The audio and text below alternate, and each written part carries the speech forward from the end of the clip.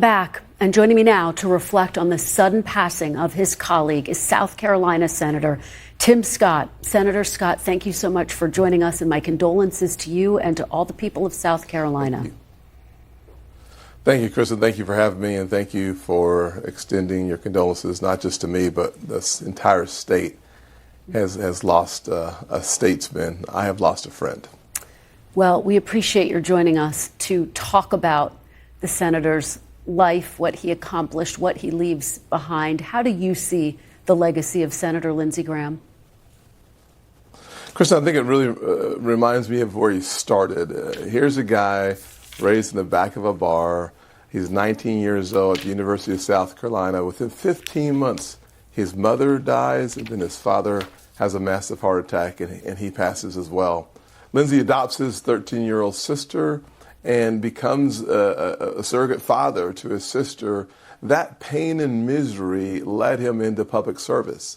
And he started public service because he wanted to make sure that no one felt invisible, that the people who needed the help, that the government was there to help those who could not help themselves, not those who would not help themselves, but those who could not help themselves. And through time, of course, he was in the Air Force and then the Air National Guard. He spent his life in public service because he loved America and felt like his story was not possible anywhere else. And the one thing I can tell you about losing my friend Lindsey is I'm losing someone who understands that we serve in public office for our bosses, the people of South Carolina, and every single senator. We don't lead the people, we should serve the people. And Lindsey Graham reminds me of that every single day. What do you see, Senator, as his lasting impact, not just on South Carolina, but foreign policy, which he was deeply immersed in?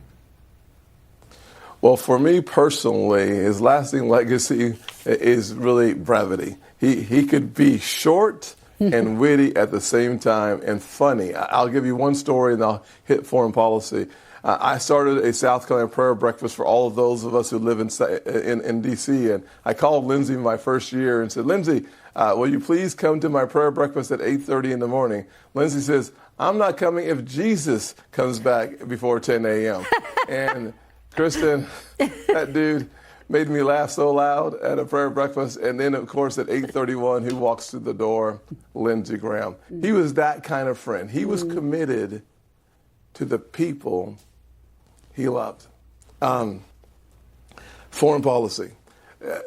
Lindsey believed that every single American, wherever you travel, you should be safe.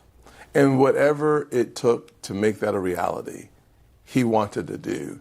As a man who put on the uniform himself to keep Americans safe, he was really committed, and frankly, he leaned into the foreign policy debates. He leaned into the conflicts around the world because he believed that he was given by God a responsibility and an opportunity to make a difference.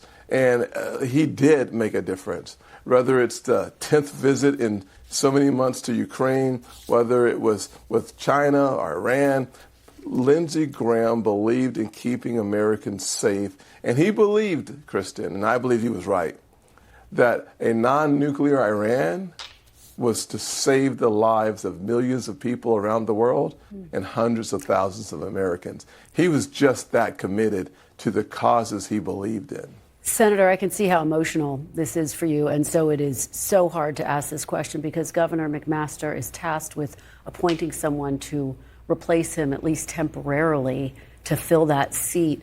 Do you have a sense of who that's going to be or who that should be?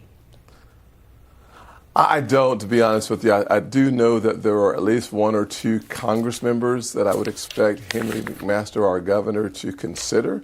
I would imagine that there is going to be a sprint because, as you remember, Kristen, Lindsey was up for re-election right now. So next month, there will be likely an open primary to replace the Republican nominee. And by the end of the month, I would assume that we will be well on our way to electing someone as his successor.